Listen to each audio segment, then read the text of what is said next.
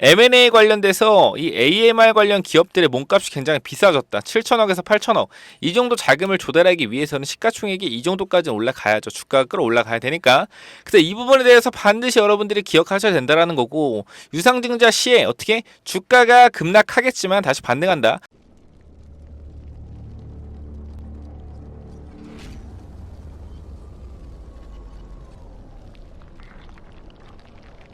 네, 안녕하세요. 차트 선생입니다. 자, 오늘 두산 로보틱스 영상 찍고 있는데 변동성이 굉장히 심해지고 있죠. 위아래 변동성이 좀 심해지고 있는 부분이고, 고가권은 97,000원, 그리고 저가권은 거의 얼마죠? 77,000원. 즉 77,000원에서 97,000원 얼마죠? 77에서 97. 거의 2만원 가격, 즉 20%에서 25%의 변동성이 보여주고 있다는 겁니다. 고점과 저점을 보게 되면요. 현 구간에서 우리가 좀 주목해 봐야 할 부분들이, 거래량이 좀 많이 줄어들었죠. 거래량이. 자, 거래량도 보시게 되면요. 어떻게 돼 있어요? 거래량도 줄어들고 있죠. 거래량도 줄어들고 있기 때문에 위든 아래든 바로 변동성이 나온다라는 겁니다. 우리가 예측해 볼 수 있는 거는 무조건 위로 간다, 무조건 내려간다, 그런 건 없고요. 이 단기적으로 어떻게 대응해야 되는지에 대해서 오늘 좀 말씀을 드리도록 하겠습니다. 먼저 두산 로보틱스가 하는 일을 좀 알아야겠죠. 그죠? 자, 두산 로보틱스 같은 경우는 다들 아시겠지만 로봇팔 만드는 회사죠. 로봇팔 만드는데, 이런 로봇팔이 산업용 로봇팔뿐만 아니라 실생활에서 우리가 사용할 수 있는 협동 로봇으로 어떻게 시장에 진입하고 있다라는 거 알고 계시면 되는 겁니다. 그리고 사실상 제가 좀 말씀드리면은, 지금 두산이 2,800억, 그죠? 2,800억을 M&A 자금에 사용을 하잖아요. 뉴스 잠깐만 보시면은 여기서 봐야 되는 핵심 포인트가 이겁니다. M&A 실탄 3천억 못 미친다. 2,800억이었죠. 그죠? 그래서 AMR 품기엔 턱없이 부족하다. 몸값 치솟은 AMR 기업 공모자금으론 M&A 쉽지 않다. IPO를 통해 최대 4,200억을 확보했지만 탑업인 투자 비율은 67%다. 얼마죠? 2,800억이라는 겁니다. 2,800억. 그래서 뭘 할 수 있다라는 거예요.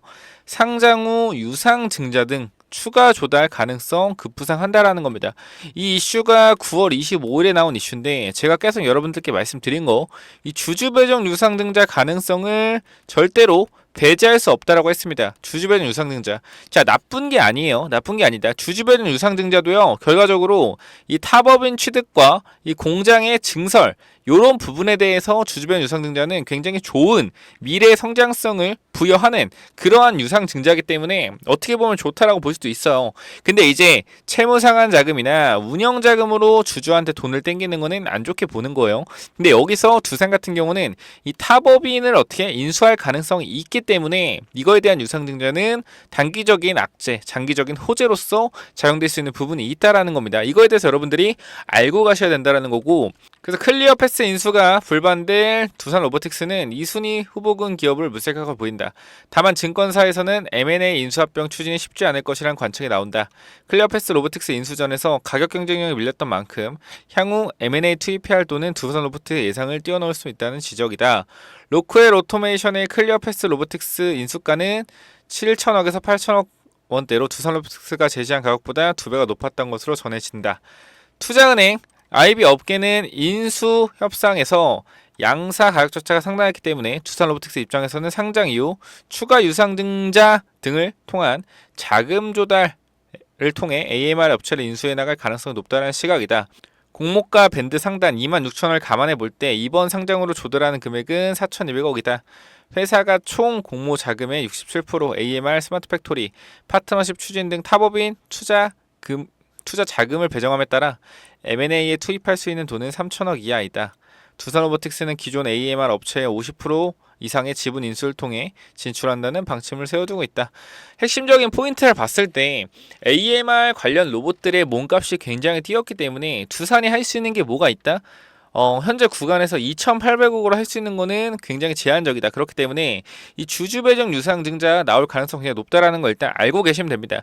단기적인 악재가 나오고 어떻게 다시 한번 주가 급등할 거예요. 우리 일진전기 보면 알겠지만, 일진전기 자, 주주 배정 유상증자 했습니다. 보시면은 단기적으로 주가가 현재도 밀렸지만 이 구간에서 주주 배정 유상증자 했을 때 날짜 보시면 알아요. 11월 17일이죠. 11월 17일 보시면은 이쪽에서 주주배정 유상증자 결정을 했습니다. 그죠? 결정을 해서 1,000억이에요. 1,000억. 1,000억 결정했는데 시설자금으로 1,000억을 다 씁니다. 운영자금이나 채무상환자금은 없어요. 근데 어떻게 됩니까? 주가가 빠졌다가 어떻게 되죠? 빠졌다가 이런 식으로 다시 한번 급등했다라는 거예요. 왜? 시설 자금이었기 때문에. 그렇기 때문에 단기적으로 빠지면은 우리가 뭐로 볼 수 있다? 기회로 좀 볼 수 있다라고 말씀드리고요. 현 구간에서 두산이라는 회사가 유상증자를 얼마나 많이 때렸냐면은 자, 두산 에너빌리티 있죠? 자, 두산중공업인데 두산중공업 같은 경우도 얘네들이 유상증자를 또 많이 때렸어요.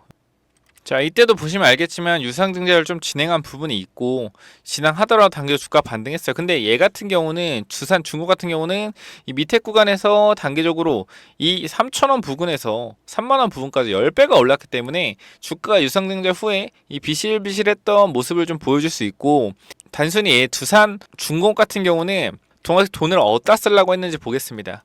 제가 나쁜 얘기하는 게 아니고요. 이런 유상증자가 충분히 나올 수 있다는 건데 사용처가 중요하다고 말씀드리는 겁니다. 이때 보시면 알겠지만 두산 중공업 같은 경우는 채무상환 자금이 얼마입니까? 10만 10억 100억 1000억 7천억이에요. 7천억. 그리고 기타 자금이 8천억. 1.5조를 조달했는데 이게 뭐예요? 뭐 타법 운영 막 시설 자금이나 그 다음에 타법인 증권 취득이 아닌 이 채무 상환 자금과 기타 자금으로 조달했기 때문에 향후 주가의 움직임이 어땠다? 좋지 않았다라는 겁니다.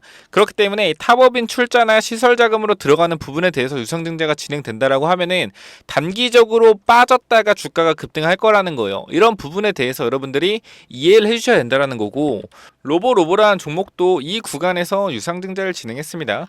이 구간에서 유상증자를 진행하고 주가가 빠졌지만 이때 제가 말씀드렸어요. 이 시설 자금과 그 다음에 타법인 출자 그거기 때문에 단기적으로 주가가 빠지더라도 어떻게 중장기적으로는 올라갈 것이다 라고 좀 강조드렸던 부분이 있었는데 그 부분이 어떻게 맞아떨어져서 주가가 급등했다라는 거예요. 그러니까 이러한 부분들을 우리가 기억을 하고 인지를 하고 대응을 해야 된다는 겁니다. 두산 로보틱스가 지금 구간에서 충분하게 유상증자가 나올 수 있는 부분이 또 뭐냐면은 두산 퓨어셀이라고 있어요. 두산 퓨어셀. 자, 얘 같은 경우도 이 올라가는 단계 여기서 10배 올랐죠. 자, 4,000원에서 어디까지 갔습니까? 65,000원까지 15배가 올랐습니다. 이 구간에서 유상증자를 또 진행했다라는 거예요. 유상증자 진행하고 나서 주가가 65,000원까지 갔다. 이 구간이 이 4만원 구간대예요. 그러니까 뭐예요? 거의 6에서 70% 정도 더 올라갔다라는 겁니다. 유상증자 후에. 이때 퓨어셀도 시설 자금과 타법인 출자였어요. 주가가 중요한 거 핵심 포인트 올라갔다라는 거예요. 그럼 두산도 마찬가지로 이 시설 자금과 타법인 출자 자금만 나온다라고 하면요. 어떻게 돼요? 내려갔다 올라갈 수 있다라는 겁니다. 그래서 이거에 대해서 우리가 무조건적으로 쭉쭉쭉 간다 생각하지 말고 주가가 이렇게 올라간 이유를 한번 생각해 보자. 이 주가를 끌어올린 주체들은 이 연기금의 수급이 있겠지만 저는 핵심적인 부분을 이 두산그룹의 주가 부양이라고 생각합니다. 가격을 올려놔 어떻게 유상증자를 많이 조달할 수 있습니다. 돈을 어떻게 많이 땡길 수 있다라는 거. 이게 지금 핵심적인 포인트로 봐야 되는 거예요. 두산 로보틱스 주가가 올라감으로써 돈을 많이 땡길 수 있다. 어디에서? 시장에서. 누구한테? 주주들한테.